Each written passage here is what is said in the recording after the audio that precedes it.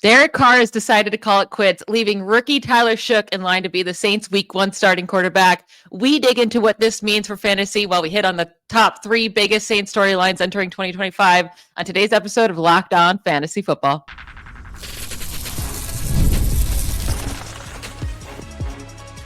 You are Locked On Fantasy, your daily NFL fantasy podcast.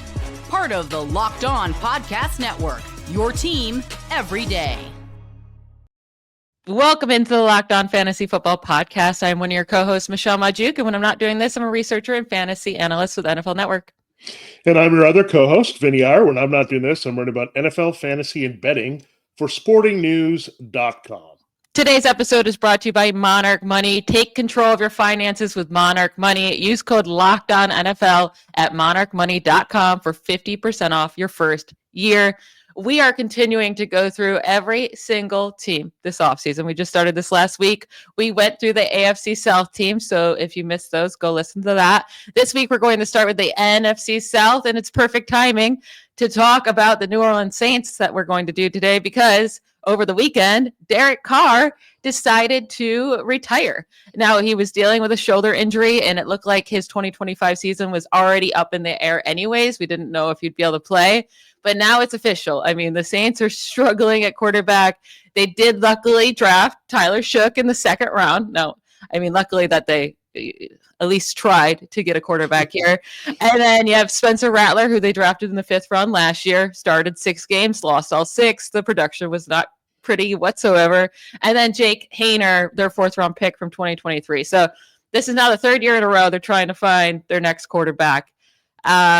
It's looking like a disaster, and it's really just Tyler Shook, and they're just going to hand him the job. I mean, he's, I guess, turning 26 years old, so he's plenty old enough, has a ton of experience, played 7 years in college. But is that what you think is going to happen with the Saints? They just hand it to Tyler Shook? I think they have to at this point and just wait for Arch Manning. I call it the March for Arch. They need to get him into the draft because that would be the ideal draft pick, obviously, for multiple reasons. Legacy pick, New Orleans native, all that stuff. So maybe that's what they're doing. I don't know. But this should make the Browns and Steelers rejoice because now officially the Saints have the worst quarterback room in the NFL. So they not even in the running anymore. Those two teams, they actually have some volume in those situations. Here, you don't have anything that you feel good about. We've already seen Haener and Rattler take the field. It's not like these are guys that they were developing in the background. Let's see what they can do. We already know what they can do. It's not very pretty here. And I don't know if the Saints knew this going in. It seemed like we first had the report that Carr was going to miss the beginning part of the season with a shoulder. Maybe they knew that it had the potential of being a lot worse than they thought, and that turned out to be a career ender here for Derek Carr. And look, Derek Carr is also the type of guy that would not have played as a guy healing and then as a backup, right? He wasn't just going to handle that job. I mean, he's been the Raiders starter from the get-go, and then he was the starter here in New Orleans right away. So there was never a question he was the starting quarterback for his team, so I don't think he wanted to go through that process. Plus, he's made a ton of money. It's much like the season that Kirk Cousins had last year, but Kirk Cousins is okay at being a backup because he's made a ton of money. He can just wait and get his right situation. Now the question is this a situation for Kirk Cousins? Do the Saints bring up Aaron Rodgers again? I mean, it's not like their situation has changed all that much in the last couple months. It only means that Derek Carr won't be there at all in 2025, 2026. That's all it means. I mean, there was already a question if he was going to be ready for this season. So they already had the opportunity as a short-term solution to think about Rodgers. They could have made a deal for Cousins, but I'm not sure the Falcons want to do them any favors, right? Kick down a team that they do not like in the division. I don't think they just want to release him and hand him right now to the Saints, and I'm not even sure he's the best fit necessarily for the Kellen Moore offense that's coming there. So new offense, scheming things up differently. You have an offensive line that you're trying to get back on track here. You've got receivers that are both coming off injuries, Chris Olave and Rashid Shaheed. And now you don't have anyone to glue things together. It's very weird what the Saints have been doing. I know they didn't have a lot of money. Maybe that's a blessing here that they have some money now in the future without Carr's contract to worry about. But when they look at this now, you have Shuck, you have Haener, you have Rattler. I mean, we've seen this. And I don't know if they get on board. I don't know exactly what Taysom Hill's status is. Is he still around and they want to go back in that route? But we've already seen that before. It's capped. They should have maybe gone after Jameis Winston, brought their old friend in, but that didn't happen either. So I don't know what you're going to get from this group. I guess right now I would default to Shuck starting because, again, we've seen Rattler and Hayner. They'd used a second-round pick, and we saw Will Levis start as a second-round pick rather early for the Titans last year. So I think it's very similar to the Levis pick.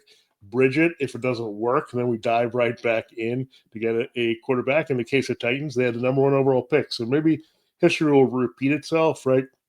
Take a second rounder, take a shot. He doesn't work. We wait, and we're probably the worst team in the NFL and get the best quarterback prospect. So that's what it seems like to me.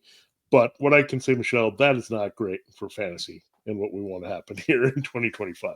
No, it's not. This seems like it's an offense we're kind of want to throw away. Besides Alvin Kamara, who we will get to later on, and our expectations for him next year. But Tyler Shook, I mean, this is just from Warren Sharp on Twitter. Very, very smart guy, much smarter than me, but so I'm taking his information here. But number 2 worst accuracy versus Power 5 opponents of any quarterback in this class. This is Tyler Shook I'm talking about. A 42 completion percentage when pressured. That was also second worst in the quarterback class. And then a 58 completion rate when blitz, also second worst in the class. So across the board, his passing accuracy and when things aren't going well for him, structured, it wasn't pretty even in college at Louisville. Now, things don't move very easily in the NFL. It's not going to be smooth. Yeah, when you keep him clean, he did well in Louisville. But also, like you said, the Saints are trying to rebuild up their offensive line. They had some issues with that last year. They did use their first-round pick on Calvin Banks, but that's a rookie starting at left tackle now. So you have a rookie left tackle that you're hoping can, perform well. You have no idea what you're going to get out of him. And then if he struggles when pressured, like that's just going to be a whole other thing. I think we might see all 3 of these guys play this year. But my question is, okay, let's say it's Tyler Shook. He gets good reviews. He wins the job.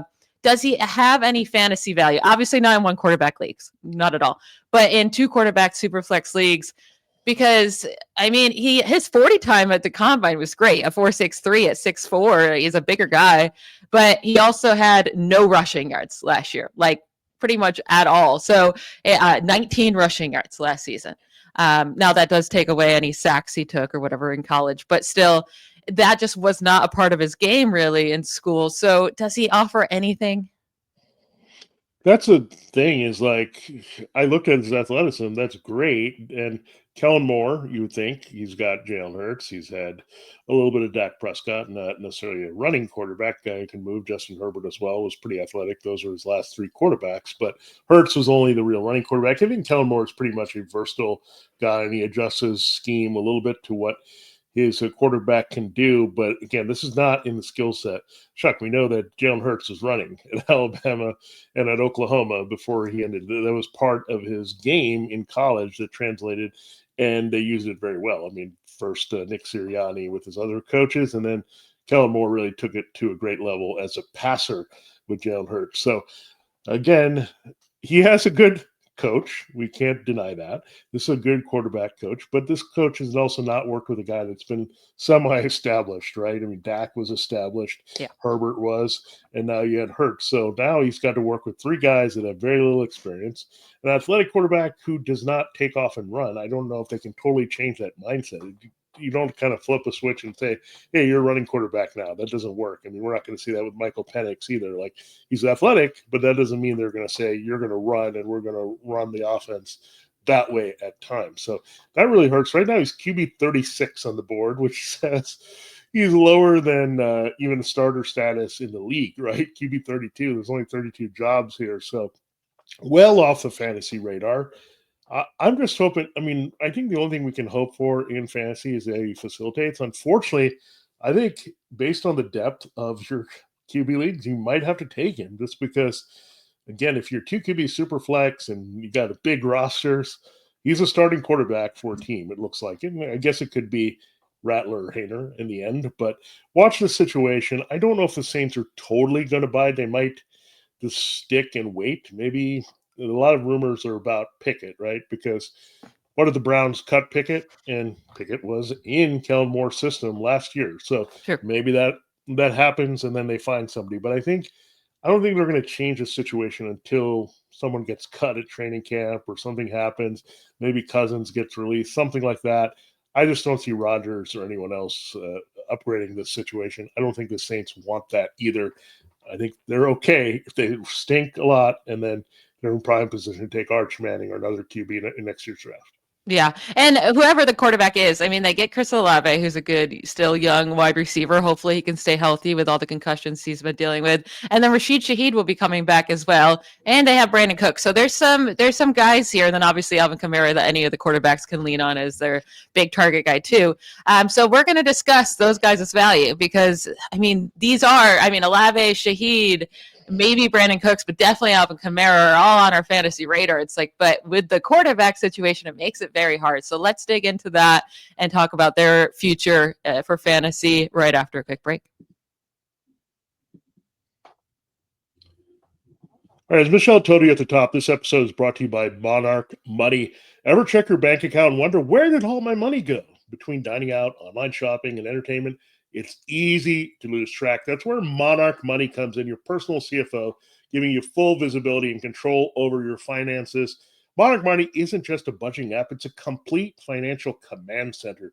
You can track all your accounts, investments, and spending in one place, so you stop just managing your money and start building wealth. And again, when you get into Monarch like I have, it's just amazing how much you spend on food. I mean, we spend a lot of food money, our family with 4 kids in the house and all that, and you kind of have to budget that and make sure that you're on the right track. And I have to say, this is great too with Monarch Money. It's all in one right there, so you can see the big picture, track spending, and then also save and plan for those long-term goals that you might have with yourself, your spouse, your family, all that good stuff.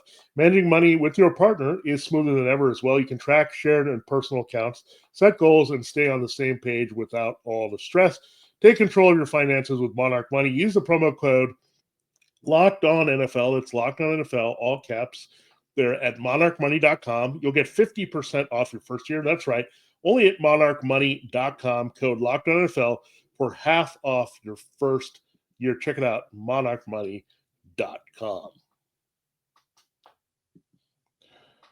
right, Michelle, let's move on from this bad quarterback talk we have with the Saints. But unfortunately, it's related to these guys at wide receiver. Chris Olave and Rashid Shaheed had their moments last year. Rashid Shaheed made a few big plays, then he got hurt. Chris Olave had concussion issues, so walked away, thought he had to think about his future in the game.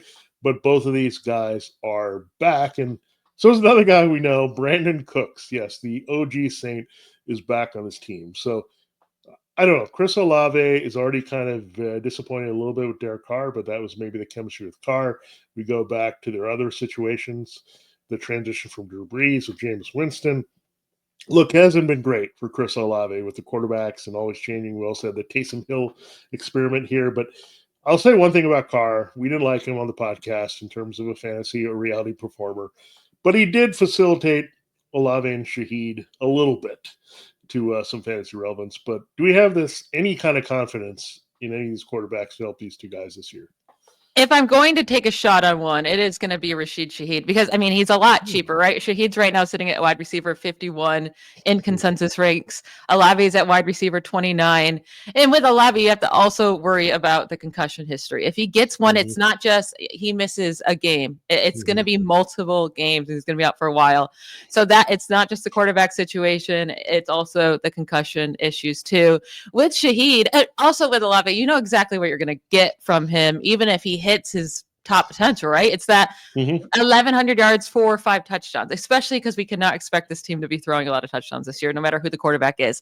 So that's what you're going to get out of him. And there's still a lot of guys going around him that I just think have more potential. And whether it be Jordan Addison or Jerry Jeudy or George Pickens, or even going with one of the rookies and Travis Hunter, Teteroa McMillan, they're both going right there too. I would just much rather go with those guys than go with Chris Olave. He just doesn't offer the upside I need and offers way too much risk as well.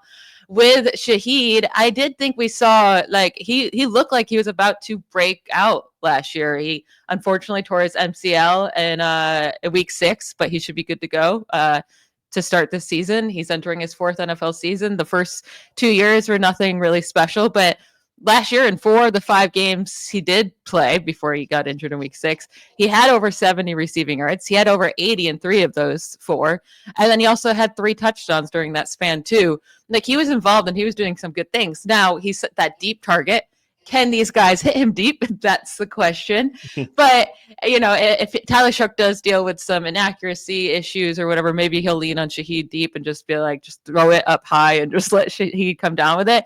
But if I am going to take a chance on one of these two, it's Shaheed. It's not like I'm dying for Shaheed on my team, but at his cost, I do think he could be worth the risk.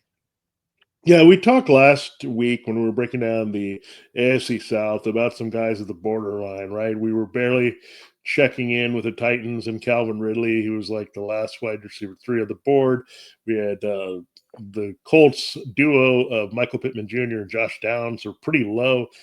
I'm very confused on why Chris Olave is this high. I mean, the quarterback situation is not just concerning, it's just terrible at this point. Like, I'm not sure you're going to get consistent play enough downfield. Now, look, I don't want to tie it all to the quarterback because we've seen guys come through with terrible quarterback situations. It just has happened over the course of time. I mean, just look at what happened with Malik Neighbors. The quarterback situation was terrible. He produced, but Chris Olave is not that high level of a talent. I don't think Neighbors is up there. Like, he's in that Jamar Chase, Justin Jefferson takeover games level, where Chris Olave is more in that Garrett Wilson level, his former Ohio State teammate, where he needs help, or Jackson Smith and Jigba, another guy from Ohio State. But these guys can't operate and be the same without the support they need from other receivers or the quarterback there, especially when he's dealing with a lost season, yet another transition of quarterback, yet another new offense here.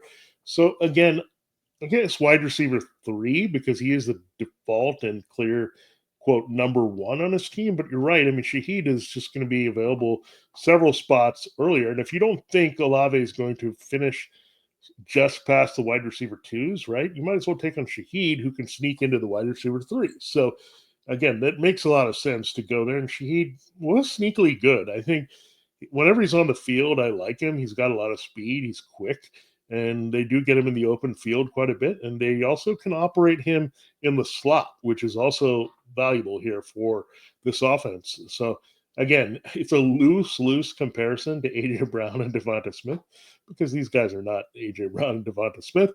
But it is Kellen Moore connecting some of the dots. You would say, if you had to put them in a hole, that Rashid Shaheed in relation to Olave is more like the Smith-Brown combination, right? Where Smith is clearly not the dominant alpha A.J. Brown is with the size and speed, but he's close because he can make some big plays and do that, and he ended up being a very valuable receiver for his quarterback. So, again, I do see that potentially, that situation redeveloping here.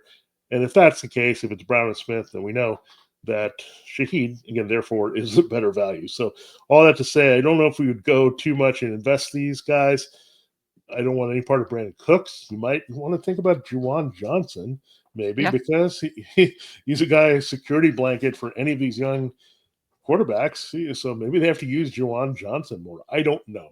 None of these guys are all that appealing. So I personally would try to stay away. But if Michelle said, take a shot on Shaheed, I think he could be pleasantly surprising, because you're not going to have high expectations. You're not asking him to do more than wide receiver 3, or even a guy that you play in the right matchups.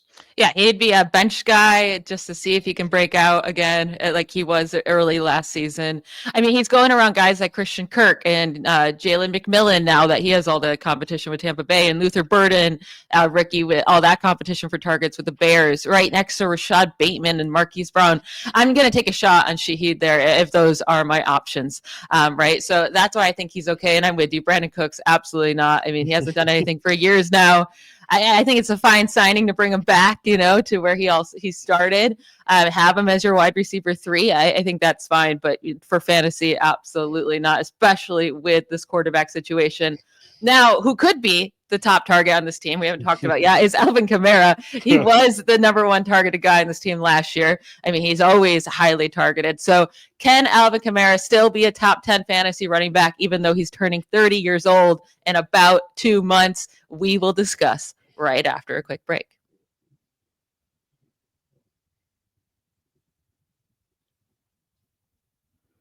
All right. I think I may have found what I think we're at this place where Alvin Kamara is highly, highly underrated. And sometimes it felt like throughout his career that maybe he was a bit overrated, but now he's sitting there at running back 17 in consensus ranks. And he was a running back 6 in average points last year, running back 5 in 2023.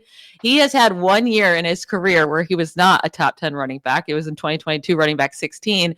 And almost all years he was top 6, top 5. And with his best year coming in 2020 when he was a running back 2. But like, it's just so consistent.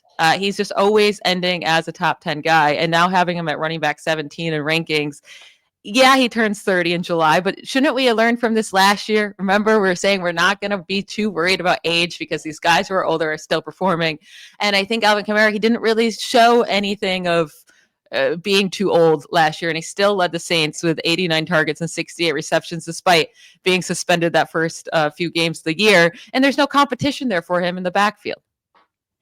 Yeah, you bring up the suspension. I mean, that's pretty incredible. They still finished an RB10 overall in total scoring in half-point PPR, and then he was RB6 in average scoring. So RB6, and we're just ignoring this dude and putting him at 17. I mean, this is dropping him almost threefold down to where he finished last year. So I don't get it necessarily. Like, I get it. Everyone is down, and maybe he's being dragged down with the rest of the Saints offense, but this guy's he endured some terrible Saints offense and things not in his favor before post Drew Brees, right? They've been trying to figure it out.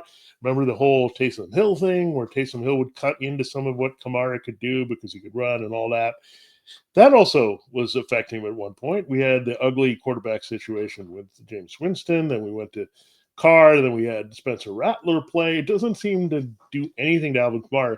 I think there's two reasons for this. Alvin Kamara is just such a good receiver that he's going to get open for everybody. And guess what? When you have young quarterbacks that we dump off, check down, that's what's going to happen. He's going to get extended handoffs quite a bit. So half point PPR, full point PPR, you're just racking up cheapo points. Remember early with Carr, he was just throwing 10 catches for like 60 yards or something, but those add up, right? Yeah. 10 catches for 60 yards add up. The other thing Alvin Kamara has done throughout his career, been a very good scorer. So these are two things that we know. Like, he scores touchdowns when called upon and catches almost everything thrown his way as a good route runner. That's going to make you a modern fantasy consistent guy. And that's what we've seen ever since he caught 81 passes each in his first 3 seasons. We knew he was headed here. So again, yeah, I thought he was wearing down, right? We've had some different injuries that have piled up. We talked to the Saints. Remember, they were talking about, oh, is his contract too much? Or we're going to cut him? They've kept him. They've also not done anything of note that has really cut into behind him. And we've seen Kendre Miller and Jamal Williams and some of these guys they've tried to bring in. None of these guys have been Mark Ingram, right? Cutting into his work to that degree. And even when they had Mark Ingram, he was producing at a high level. So Kamara is just an amazing, maybe he'll go down as one of the more underappreciated fantasy assets of all time, because we look at it, he's consistent.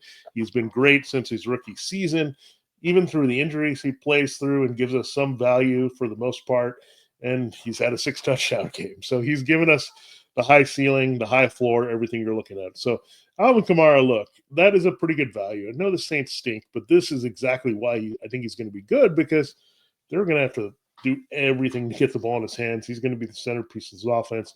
Kellen Moore, I mean, just had the Saquon Barkley season. He's going to do everything to make Kamara the centerpiece and really feed him as a runner receiver. So, again, he has to be.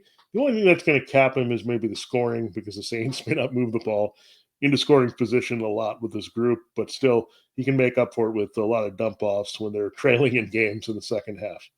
Yeah, and we know he's going to, especially you would expect any of these young kids to be leaning on Kamara. He's going to be their security blanket. He's going to get all the targets. And it's not like we don't have to worry too much about the offense being bad, because it hasn't been good for a bit, right? Even when Derek Carr was there, it's not like it was electric, but he also hasn't been scoring rushing touchdowns. I mean, 6 last year, that's all he had. And again, he was running back 6 in average scoring, 5 in 2023. Again, he was running back 5 in average scoring, even with only 5 rushing touchdowns. So it's not like he's been killing it in the touchdowns, and that's what's been bringing up his fantasy points. So now that we think that this offense will struggle, that's going to go away. It's all going to be there. His workload's going to be there. His targets are going to be there. And then anytime he scores a touchdown, that's kind of just a cherry on top for his fantasy week. So I think Kamara, I mean, if Kamara stays at this price, then yeah, he's going to be on a lot of my teams, because tell me how Breece Hall is sitting here at running back 13 and Kamara is at 17 in consensus rankings. I would take Kamara over Breece Hall every single draft. Would you not? Yeah, I think you'd think about it. I think the only reason I would say Breece Hall is he's younger and got upside, and there's a little bit of offensive buzz. Younger is great, but you know it's even better? Fantasy points. Yeah. Fantasy points are good. And it depends also. I think it's also fair to think about what kind of player you want, right? I think if you get an RB early and you come back with Alvin Kamara and get him at RB 17, then you're really great, right? You have a guy that you really can think you get a youthful home run guy, right? I mean, I know what you're saying. Like, you go for consistent and floor, and the floor and the ceiling are very high with Kamara. I mean, I think the touchdowns, I think, as you mentioned, that I think that's the product that we've seen diminish because of the offensive lesson returns, right? If he had more chances, he would be scoring a lot more. I mean, that's the bottom line. And we've seen the Taysom Hill effect where he's stolen some things as well in key points. So those are some of the things that have cut into his ability. I think the ability is there. He needs the opportunity for the touchdown. So, but as you mentioned, even if he doesn't get that opportunity, he can make up the points through his scrimmage yards, his reception. So in standard leagues, I think it's natural from half point to going to full point, you bump him up. Going down to standard, you maybe drop him a little bit in the rankings. So maybe that's in play here. But I think the vibe of the Saints offense is bringing him down. But I don't think that should. So again, you'll get someone again who should be busy a lot. Like, I could see him getting 7-8 targets per game easily. Like, just he's going to get peppered. I mean, there's nobody else on this team. And if they can't push the ball downfield, they can't protect well, they got young quarterbacks who are not taking off and running, by the way, that you're just going to see an extended handoff, cheapy points to Alvin Kamara. So, again, I do like it. And again, we'll have to look at that. Maybe he'll rise a little bit more.